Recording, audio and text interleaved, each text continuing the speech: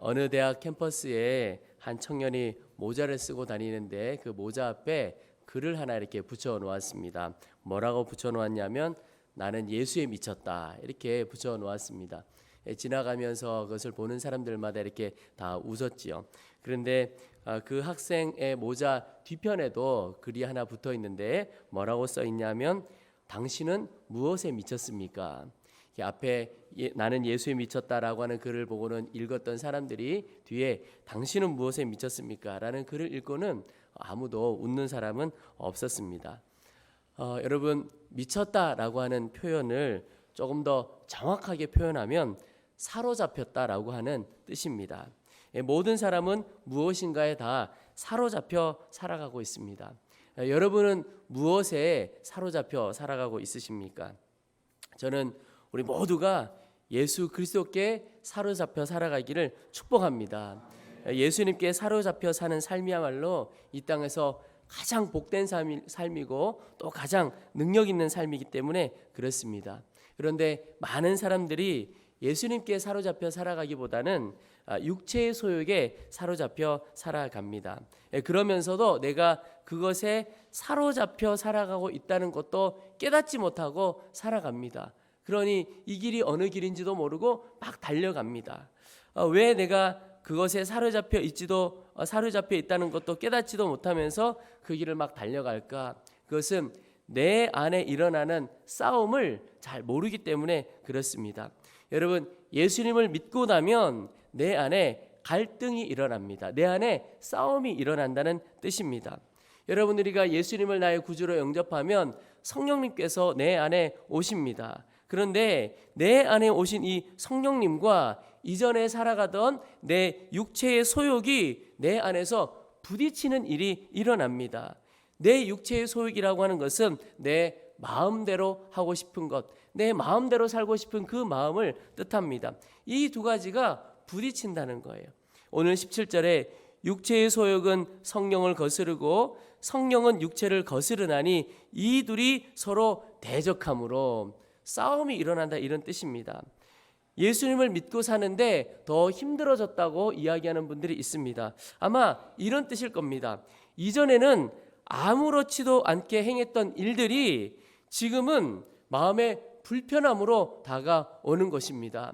하다못해 거리를 갈 때 차를 운전해서 가는데 이전에는 아무도 없으면 또 어두운 밤이면 빨간불 파란불 나는 법과 상관없이 그냥 갈 길을 가는 겁니다. 근데 예수님을 믿고 났더니 이 빨간불 파란불이 내 마음에 영향을 주는 겁니다. 이렇게 바뀌어지는 거예요. 또 입술의 말도 마찬가지입니다. 이전에는 그냥 말을 하고 싶은 대로 막 했어요.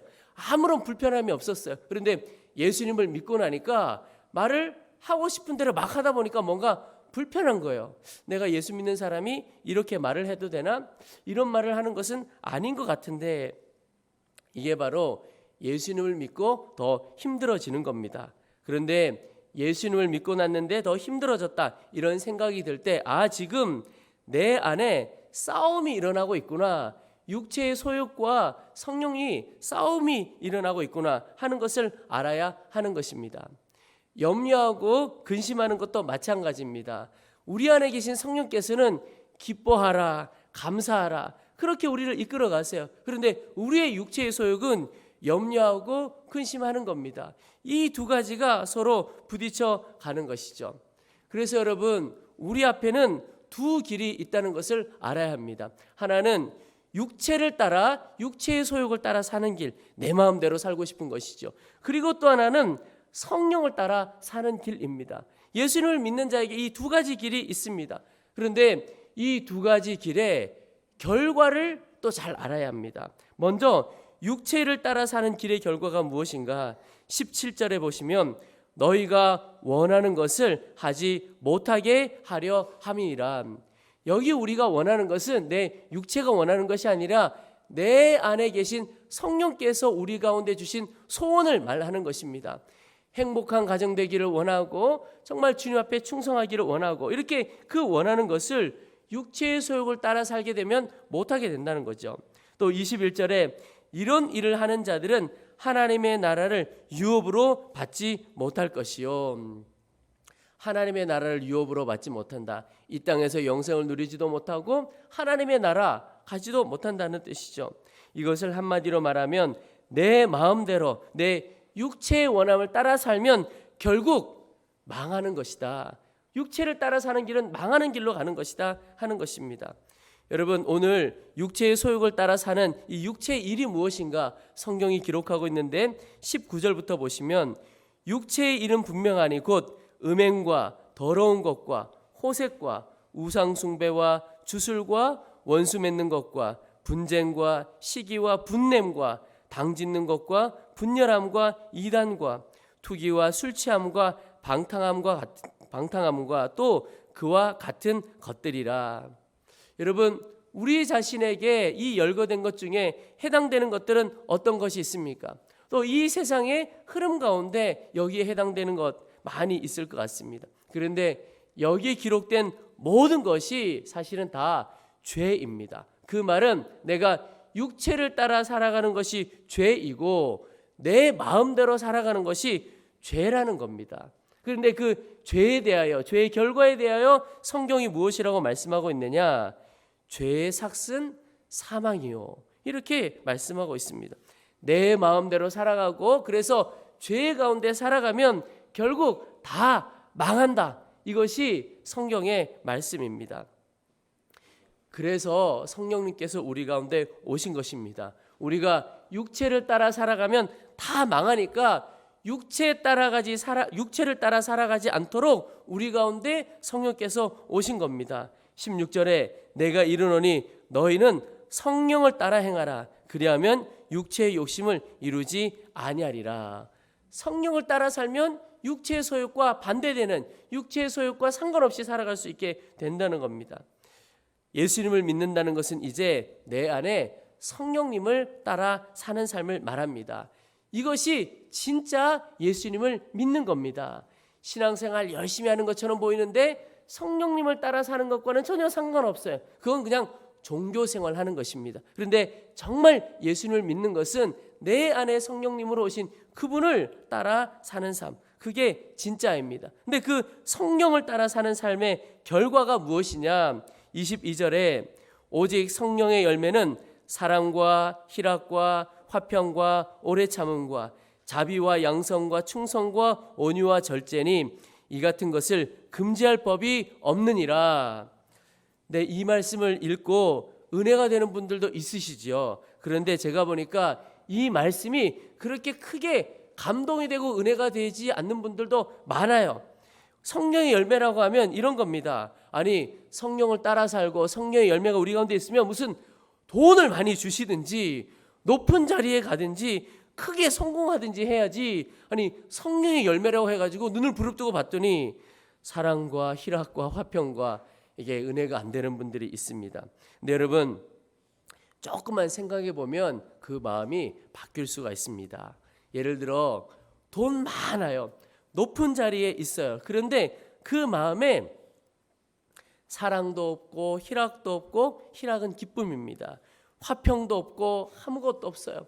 너무너무 괴롭고 어려운 인생입니다. 정말 어려운 거예요. 그런데 형편은 너무 어렵습니다. 그런데 그 사람 마음속에 사랑이 있고 희락이 있고 화평이 있고 오래 참음, 자비, 양성, 충성, 온유, 절제, 이게 마음속에 있어요. 그러면 여러분, 그 어려운 형편 가운데 있어도 그 형편 능히 이겨서게 되고 넘어서게 되죠. 그 사람의 인생이 얼마나 달라지겠습니까? 그러니 조금만 생각하고 눈을 열어보면 이 성령의 열매가 진짜 축복이고 능력인 것입니다. 세계 2차 대전 후 2차 대전이 일어나기 전에 프랑스 파리에 앙코르라고 하는 건설업자가 있었습니다. 이분이 사업을 하는 중에 예수님을 믿게 됐습니다. 어느 날 자기가 경영하는 자재 창고를 밤에 돌아보러 갔습니다. 무슨 일은 없나. 그런데 돌아보다가 깜짝 놀랐습니다. 가보니까 그 밤에 그 자기 창고 앞에 웬 트럭이 한 대가 서 있는데 두 사람이 아주 부지런히 열심히 창고에서 나무를 꺼내가지고 그 트럭에 싣고 있는 것을 보게 된 겁니다. 도둑이 든 겁니다. 깜짝 놀랐습니다. 그 광경을 잠시 바라보다가 아니 저 사람들은 어떻게 될까? 그러다가 이 앙코르라고 하는 사람이 그 사람들 곁에 가가지고 아무 말 없이 나무를 함께 옮기기 시작했습니다. 창고에서 꺼내서 트럭에 막 실은 거예요. 근데 이 도둑 두 사람도 누군가가 왔는데 열심히 도와주니까 감사합니다. 그리고는 같이 열심히 다 나무를 옮겨 싣는 겁니다. 그리고 나무를 다 싣고 가려고 하는데 그 도둑들이 이 앙코르 씨에게 도와줘서 너무 고맙다고 그렇게 인사를 한 겁니다. 그러면서 하는 말이 당신도 참 훌륭한 도둑이군요. 그렇게 이야기를 했습니다. 그때 이 앙코르 씨가 자기가 누구인지를 이야기한 겁니다. 그 도둑들이 얼마나 놀랐겠습니까? 그런데 그들을 안심시키면서 하는 말이 내가 왜 당신들에게 이렇게 할 수 있었는지, 그리고 내가 믿는 예수님은 어떤 분이신지 복음을 그들에게 전했습니다. 그 후에 세월이 지나고 이 도둑질하던 두 사람, 한 사람은 목사님이 되고 한 사람은 장로님이 되었습니다. 여러분, 도둑질 해가던 그 사람들 이 한 사람으로 바뀌게 됐는데 이 앙코르 씨가 그 광경을 보면서 그렇게 생각을 한 겁니다. 한 트럭의 목재가 두 사람의 영혼을 구원하는 것에 비하면 얼마나 작은 것인가. 그 마음이 들어서 그렇게 한 겁니다. 근데 그 마음을 누가 주신 거죠? 그 예수님을 믿는 그 앙코르 씨라고 하는 사람 마음 가운데는 성령께서 주신 거죠. 성령을 따라 사는 사람이 얼마나 다른가 하는 것을 볼 수가 있습니다. 나도 변화되고 다른 사람도 살려내는 인생이 바로 성령을 따라 사는 삶입니다. 여러분, 우리가 이제는 예수님을 믿는 순간 성령님을 따라 사는 인생으로 바뀌게 되었다는 것을 알아야 합니다. 25절에 만일 우리가 성령으로 살면 또한 성령으로 행할지니, 이 말은 성령님이 내 안에 계신 성도가 되었어요. 그러면 이제는 성령님을 따라 살아가야 된다는 겁니다. 나는 이제 다른 인생이 아니고 그저 내 안에 계신 주님만 따라 사는 인생이 된 겁니다. 그래서 우리가 이제는 이전에 살아왔던 육체의 소욕을 따라 내 마음대로 사는 그런 습관, 그런 삶 끝내야 하는 것입니다. 제 아들이 아주 어렸을 때 동물원에 간 적이 있습니다. 주차장에서 동물원 입구까지가 좀 멀어서 그곳에 가니까 조그만 열차가 움직이는데 그 열차를 타고 이동을 해야 했습니다. 일명 코끼리 열차라고 하는 열차죠. 그런데 그 열차를 타고 가는데 보니까 아이가 굉장히 좋아한 겁니다. 이 주변 경광도 보면서 경치도 보면서 이렇게 이동을 해 가니까 한 5분 정도 타고 가고 그리고는 동물원 입구에서 내렸습니다. 그런데 아이가 동물원으로 들어가려고 하지 않고 그 열차를 또 타고 싶어 하는 겁니다. 근데 제 마음에 어떤 마음이 들었을까요? 동물원에 왔으면 동물을 봐야지 왜 열차에서 기쁨을 찾느냐, 이런 마음이 드는 겁니다. 그래서 열차 더 타고 싶다는 그 아이를 억지로 동물원에 데리고 들어갔습니다. 저는 동물원에 동물 보러 온 것이지 열차 타러 온 게 아니거든요. 그래서 억지로 그 아이를 데리고 들어가서 처음에는 좀 짜증도 내고 그랬지만 하여튼 동물원에서 즐겁게 보내고 돌아왔습니다. 근데 내려올 때도 기차를 타고 왔죠. 그런데 집에 돌아와서 그 일이 제 마음에 계속 남는 겁니다.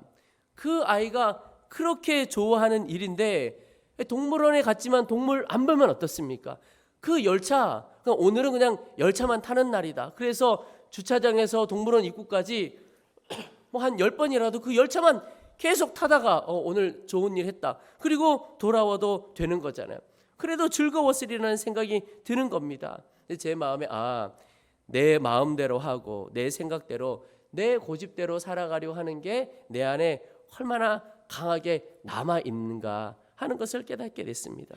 그러면서 그때 주님의 인도하심, 주님의 마음을 구했으면 얼마나 달랐을까. 주님은 오늘은 그냥 기차 타는 날 그러시지 않았을까 하는 생각이 들었습니다. 여러분, 성령님을 따라 살면 우리 안에 계신 그 성령께서 우리의 마음도 바꾸어 놓으시고 우리의 생각, 우리의 믿음 다 바꾸어 놓으시는 분이십니다. 그게 진짜 역사인 것입니다. 여러분, 성도에게 믿음이 얼마나 중요합니까? 요즘 새벽마다 민수기 말씀을 묵상하고 있는데 참 은혜가 됩니다. 민수기 13장에 보면 이스라엘 백성들이 이제 광야에서 가나안 땅 들어가기 전에 그 땅을 정탐하려고 각 지파마다 지도자 한 사람씩을 정해서 정탐을 보냅니다. 가보았더니 정말 그 땅이 젖과 꿀이 흐르는 좋은 땅입니다. 그런데 그 땅에 사람들이 있는데 이스라엘 백성들보다 키가 더 크고 강해 보이는 사람들이 살고 있는 겁니다. 근데 그들이 돌아와서 보고를 하는데 우리가 잘 아는 갈렙이라고 하는 사람은 이렇게 보고를 합니다. 우리가 곧 올라가서 그 땅을 취하자 능히 이기리라.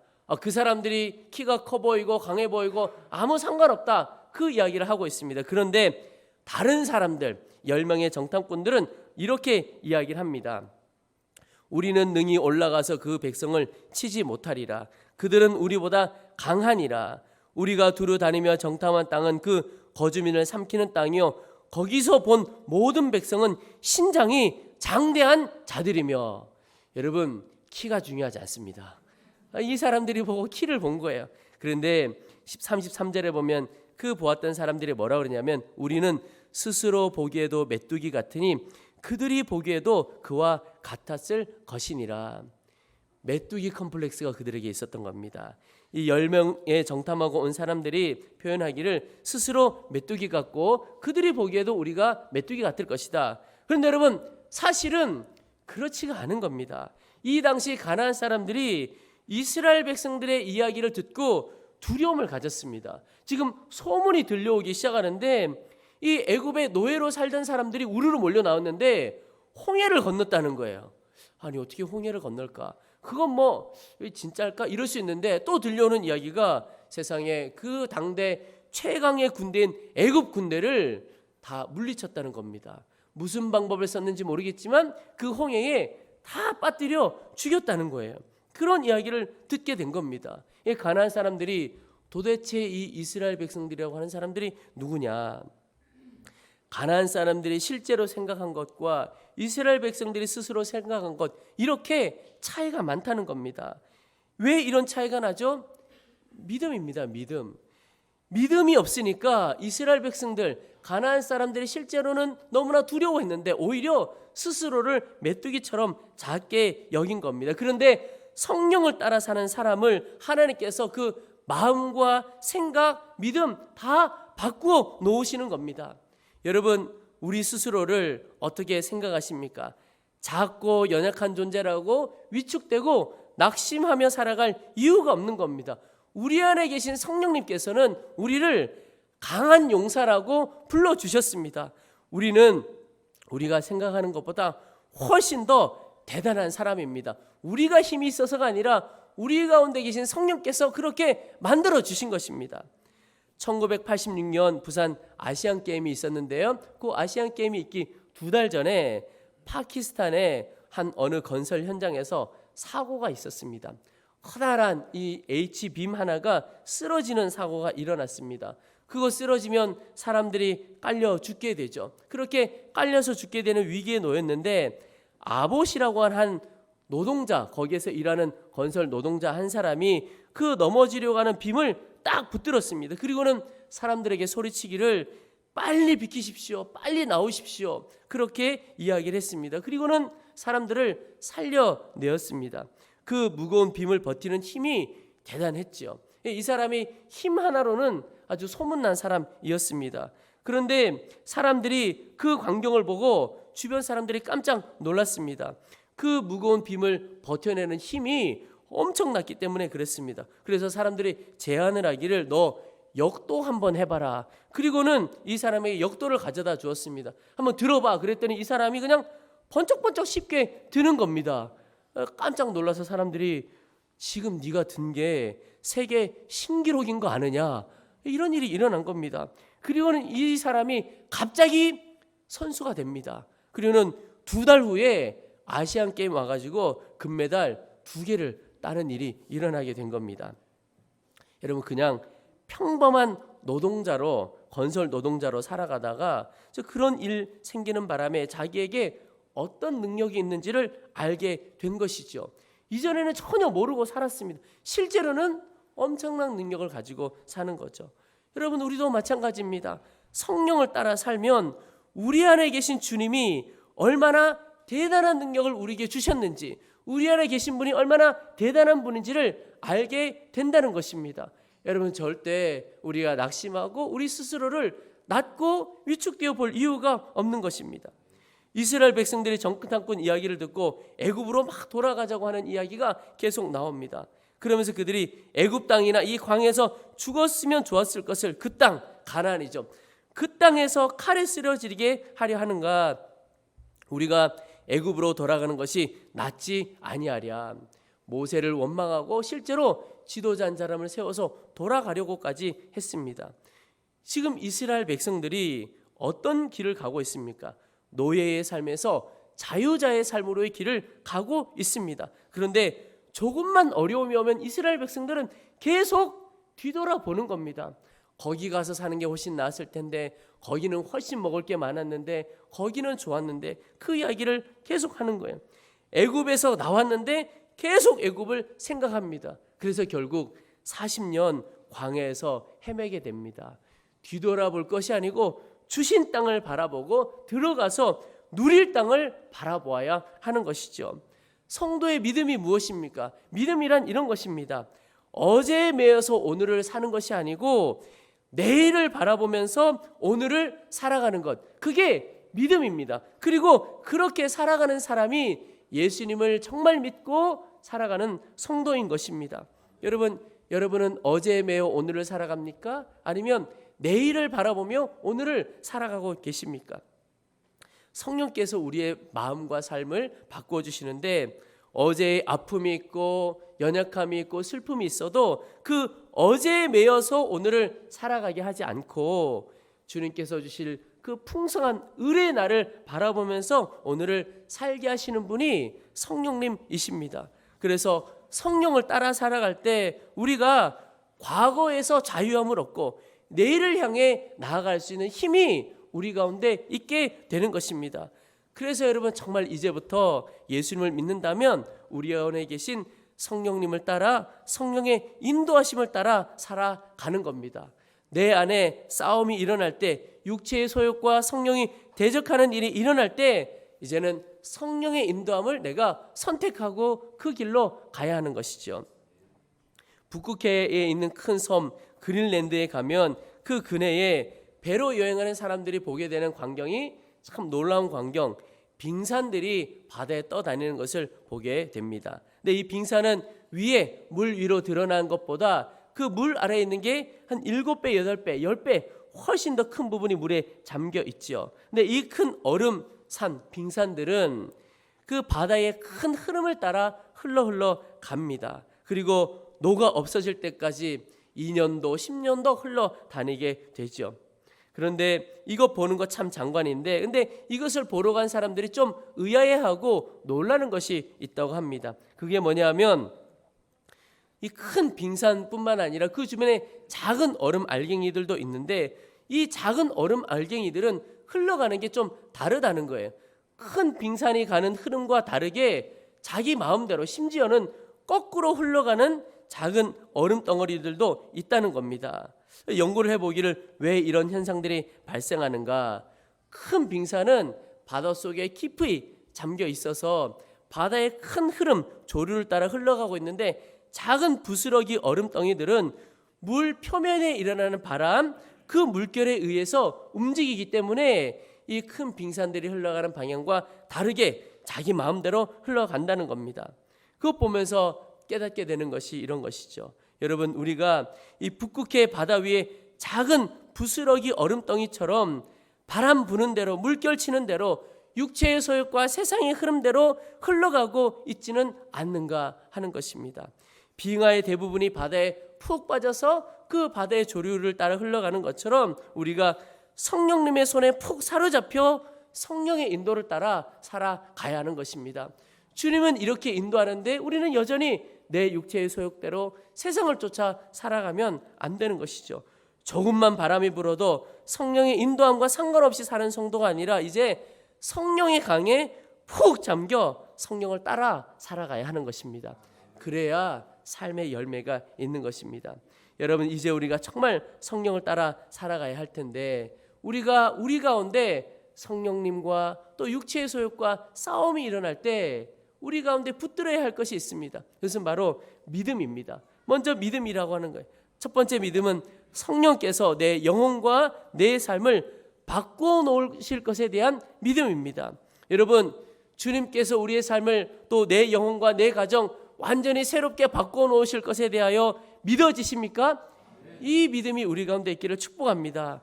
예수님을 믿기는 하지만 내 삶은 변화되지 않아, 내 가정은 안 돼, 우리 자녀들은 안 돼, 이렇게 생각하는 분들이 있습니다. 겉으로는 표현하지 않아도 실제로는 그렇게 생각하는 분들이 있어요.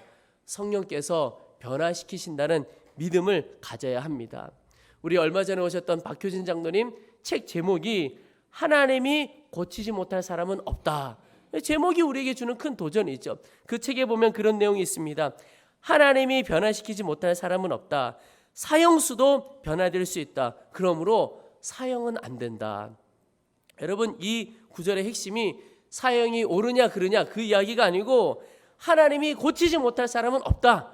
그 믿음이 우리 가운데 있어야 한다. 그 뜻이죠. 또 하나의 믿음은 나는 성령을 따라 살아갈 수 있다라고 하는 믿음입니다.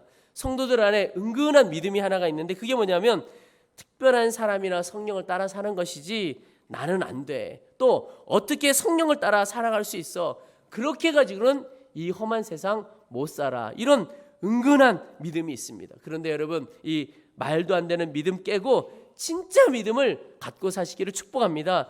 성령님은 나를 바꾸어 놓으실 수 있다. 나는 성령님을 따라 살 수 있다. 이 믿음을 붙들어야 합니다. 그리고 또 하나, 육체의 소욕과 성령의 이끄심이 충돌이 될 때 나는 십자가에 죽었습니다 라고 죽음을 선포하는 겁니다. 24절에 그리스도 예수의 사람들은 육체와 함께 그 정욕과 탐심을 십자가에 못 박았느니라. 육체의 소욕이 올 때 나는 십자가에 못 박힌 사람이야. 내 욕심과 탐욕은 더 이상 나를 붙들 수 없고 내게 영향 줄 수 없어. 이렇게 선포하는 것입니다. 나는 더 이상 내 마음대로 살아갈 수 있는 사람이 아니다. 선포하는 것이죠. 유명한 이야기가 있잖아요. 도박을 하다가 예수 믿은 청년, 친구들이 다시 도박하자고 하니까 나는 도박할 수 없다. 왜? 손이 없다. 무슨 이야기냐? 너 두 손 멀쩡한데 손이 없다는 게 무슨 뜻이냐? 이 손 내 손이 아니고 예수님 손이야.